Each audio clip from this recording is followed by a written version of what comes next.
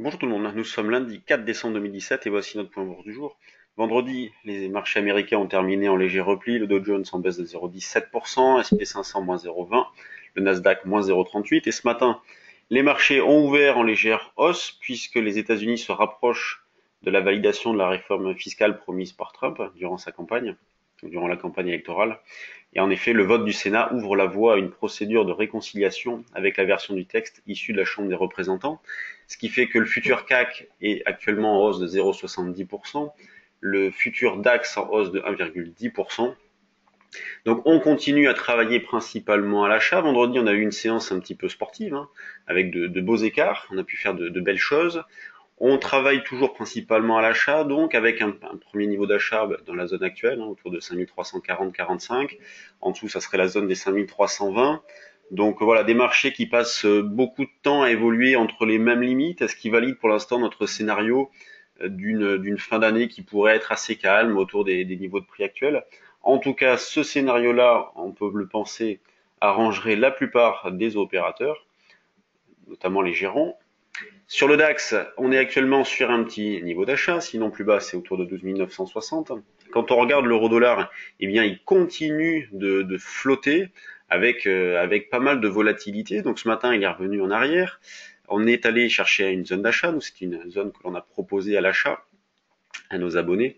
1,1837, c'est le niveau que nous avons proposé comme niveau de rebond possible. Si le marché retourne, eh bien, on peut le jouer. Ça ferait un double appui pour viser 30-40 pips. Semaine dernière, alors là, on a fait un superbe écart sur l'euro-dollar, puisque des achats réalisés dans cette zone-là, nous les avons soldés au-dessus d'un 19, donc vraiment un très très bel écart. Donc voilà, achat d'eurodoll vers un 18,37 pour ce matin. Quand on regarde les actions, on va commencer par les valeurs du CAC, eh bien, toujours une grande régularité.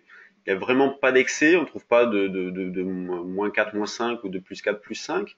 Donc le marché est plutôt sain. On a Airbus qui est la plus forte hausse du CAC, d'ailleurs figure plutôt haussière sur Airbus, triangle rectangle haussier. On a la BNP qui est pas mal, donc les valeurs que vous voyez en surbrillance là, ce sont les grosses pondérations, et on constate quoi? Que Sanofi, une nouvelle fois, sous-performe, donc elle est vraiment plombée. C'est sûr qu'avec une Sanofi qui s'arrange pas, le marché aura un petit peu plus de mal à repartir. Donc on va surveiller Sanofi. On a Total aussi qui fait pas grand chose. Quand on regarde les mid et small cap, eh bien on a Selectis qui bouge pas mal, ça tombe bien. On en a acheté sur le trade du jour action la semaine dernière. Donc Selectis est actuellement en hausse de 3,5%. Donc il y a eu un petit peu de volume la semaine dernière, donc c'est une valeur intéressante. On a Generix aussi qui est pas mal, qui stabilise sur des points hauts. On en a dans notre portefeuille aussi, trade du jour action. Donc voilà, les mid et small cap, qu'est-ce qui bouge ce matin? On a CGG qui bouge pas mal, donc plus 6% de hausse, compliqué à reprendre celle-là. C'est assez particulier CGG depuis longtemps déjà. On a Coeris, Orchestra, vous voyez, vraiment une spéculation qui reste modeste. Pas des super valeurs qui font l'objet d'intérêt ce matin. Donc à l'instant T, pas grand chose à faire. Donc nous, je vous le dis, on surveille toujours. Voilà, Selectis, on est dessus. On est également sur Rallye. Donc un signal d'achat à moyen terme a été déclenché sur Rallye. Nous l'avons proposé dans le trade du jour action la semaine dernière déjà. Donc voilà, pas de changement de contexte, des marchés qui se comportent plutôt bien avec un regain de volatilité, notamment vendredi, une volatilité implicite qui reste extrêmement faible, donc pas de tension, en tout cas pas d'anticipation négative de la part des opérateurs.